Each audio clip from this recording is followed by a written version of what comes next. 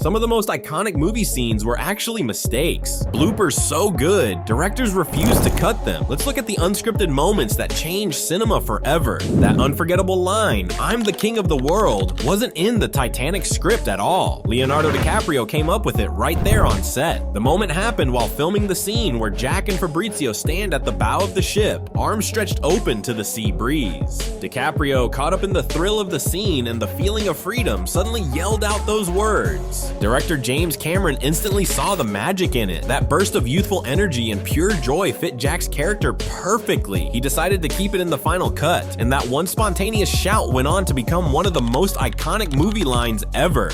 It captured not just Jack's spirit in that moment, but the wild, unstoppable optimism that makes Titanic so memorable. The Dark Knight Joker's applause.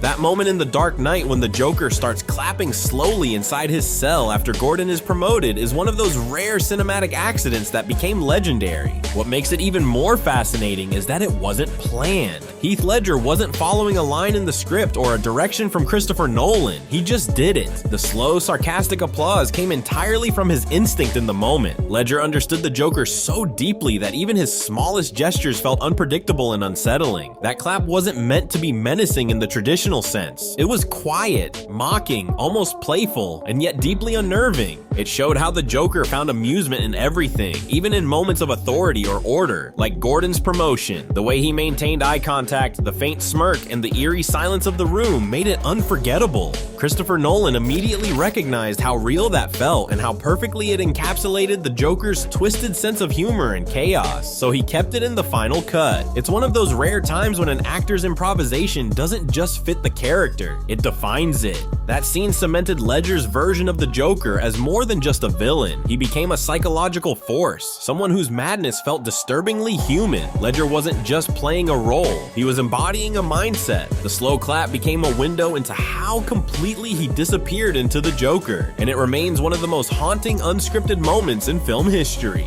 In Star Wars: A New Hope, there's a tiny blink and you'll miss it blooper that ended up becoming one of the most beloved goofs in movie history. In the scene where stormtroopers storm into the Death Star control room, one of them, probably exhausted from wearing that clunky armor, accidentally bumps his head on the doorframe as he walks in. You can actually hear a soft thunk if you listen closely. Normally, a moment like that would be cut out or reshot, but George Lucas decided to leave it in. Maybe it was because it felt so minor, or maybe he liked the idea that even in this perfect futuristic empire, people still make little mistakes. That tiny accident did something unexpected. It made the stormtroopers, these identical faceless soldiers, feel oddly human. For a split second, you're reminded there's an actual person under all that armor, not just a disposable villain. Fans immediately caught it, and instead of ruining the illusion, it became a running joke in Star Wars culture. It's been referenced in later movies, memes, and even officially acknowledged in special editions.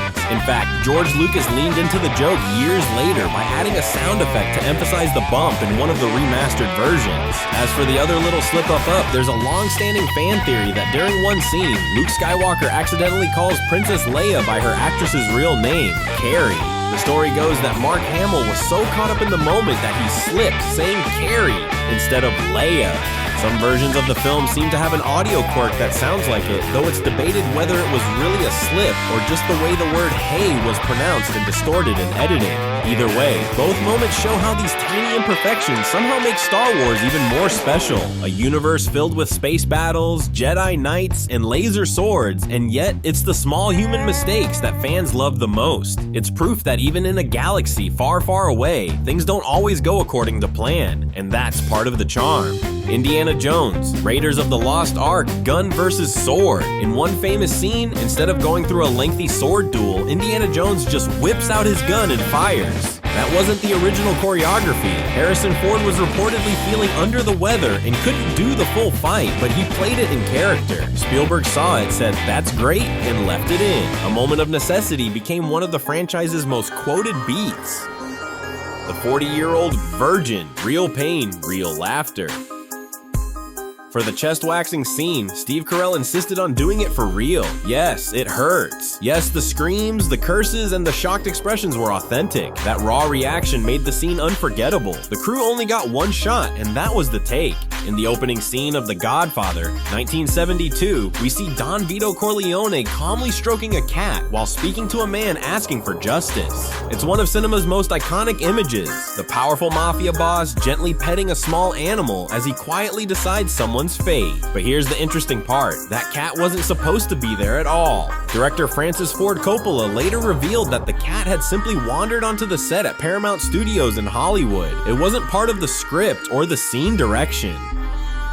Coppola, sensing an opportunity to add something meaningful, handed the cat to Marlon Brando just before the cameras started rolling. Brando, always great at using small gestures to express character, began petting it naturally as he delivered his lines. The result was perfect. The cat softened Vito's image on the surface, showing him as calm and almost tender, while at the same time making him seem even more intimidating. That contrast of kindness paired with quiet power told us everything we needed to know about the character without a single extra line of dialogue. Ironically, the cat's loud purring nearly messed up the sound recording, forcing some of Brando's dialogue to be re-recorded later. But despite that technical issue, the scene became one of the most memorable openings in film history, all because of one unplanned cat that just happened to wander in at the right moment. And as for Gladiator, yes, even epic films have their bloopers. In one of the intense battle scenes, you can spot a gas cylinder hidden behind a chariot, a clear anachronism in a movie set in ancient Rome. Director Ridley Scott later admitted he noticed it too late in editing, and the scene stayed as it was. It's one of those accidental details that sharp-eyed fans love to point out, proof that even masterfully made films can have small human mistakes.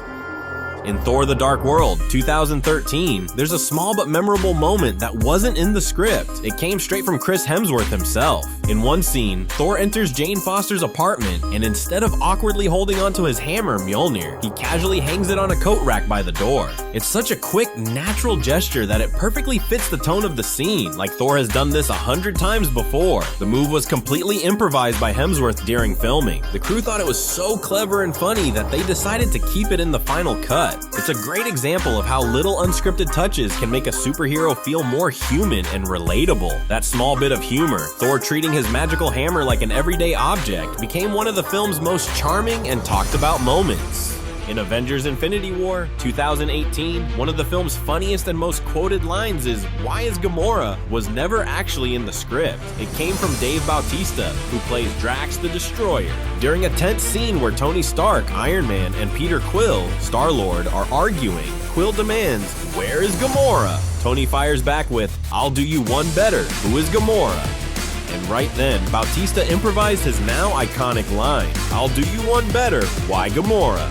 It was completely off the cuff, but it fit Drax's hilariously literal and clueless personality perfectly. The line made everyone on set burst out laughing, and the filmmakers loved it so much they decided to keep it in the final cut. It's a small moment, but it shows how a bit of quick thinking and great comedic timing can turn an intense scene into one of the most memorable bits of humor in the entire Avengers series. So here's a challenge. Pick a movie you love and rewatch a key scene. Can you spot something unscripted? A fleeting hesitation? A blink too long? Or a line bent differently? Sometimes those are the moments that stay in your memory because they were never meant to be there. Also, drop your favorite blooper that made the cut in the comments. And don't forget to like, share, and subscribe for more fun movie discoveries.